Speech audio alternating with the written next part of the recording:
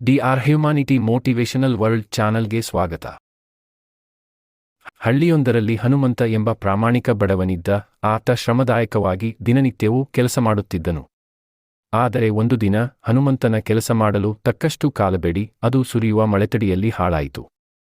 ಆ ಸಂದರ್ಭದಲ್ಲಿ ಹನುಮಂತನು ತನ್ನ ಕುಟುಂಬವನ್ನು ಪೋಷಿಸಲು ಆರ್ಥಿಕ ಸಂಕಷ್ಟವನ್ನು ಎದುರಿಸುತ್ತಿದ್ದನು. ಹನುಮಂತನ ದುಃಖವನ್ನು ಕಂಡು ಹಳ್ಳಿಯ ಮುಖ್ಯಸ್ಥರು ಮತ್ತು ಇತರ ಗ್ರಾಮಸ್ಥರು ಸೇರಿ ಅವನಿಗೆ ಸಹಾಯ ಮಾಡಲು ನಿರ್ಧರಿಸಿದರು. ಪ್ರತಿಯೊಬ್ಬರೂ ತಮ್ಮ ಶಕ್ತಿಗೆ ತಕ್ಕಂತೆ ಆಹಾರ, ಹಣ, ಬಟ್ಟೆಗಳು ಮತ್ತು ಇನ್ನಿತರ ಅಗತ್ಯ ವಸ್ತುಗಳನ್ನು ನೀಡಿದರು.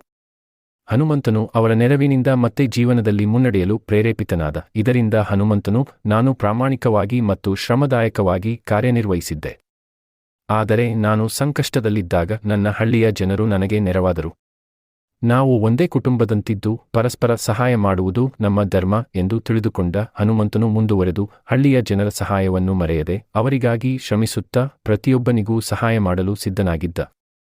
ಹಳ್ಳಿಯ ಜನರು ಪ್ರೀತಿಯಿಂದ ಮತ್ತು ಸಹಕಾರದಿಂದ ಜೀವನವನ್ನು ಸುಂದರವಾಗಿ ನಡೆಸಲು ನಿರ್ಧರಿಸಿದರು. ಈ ಕಥೆಯ ಹಿನ್ನೆಲೆ, ನಾವು ಎಲ್ಲರೂ ಒಟ್ಟಾಗಿ ಬದುಕಬೇಕು, ಪರಸ್ಪರ ಸಹಾಯ ಮಾಡುತ್ತಾ ಸಂತೋಷದಿಂದ ಜೀವನ ಸಾಗಿಸಬೇಕು ಎಂಬುದು. ಧನ್ಯವಾದಗಳು ವೀಕ್ಷಕರೇ.